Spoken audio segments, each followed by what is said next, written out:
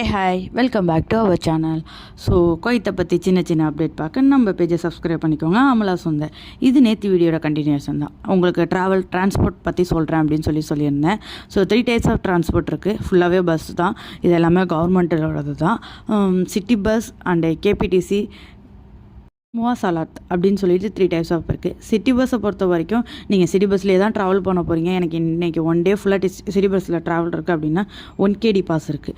1 KD pass எடுத்துக்கிட்டிங்கன்னா எந்த city பஸ்ஸில் வேணாலும் ஆல் ரூட்டில் நீங்கள் இது பண்ணலாம். அதேமாரி எனக்கு 1 வீக் ட்ராவல் இருக்குது சிட்டி பஸ்ஸில் அப்படின்னா 4 KD இருக்குது. அதே மந்த்லி பாஸ் சிட்டி பஸ்ஸில் 15 KD இருக்குது. இல்லை எனக்கு கேபிடிசியோட பாஸ் வேணும் அப்படின்னு நீங்கள் எக்ஸ்பெக்ட் பண்ணிங்கன்னா 3 மந்த் பாஸ் தான் இருக்குது, 25 KD.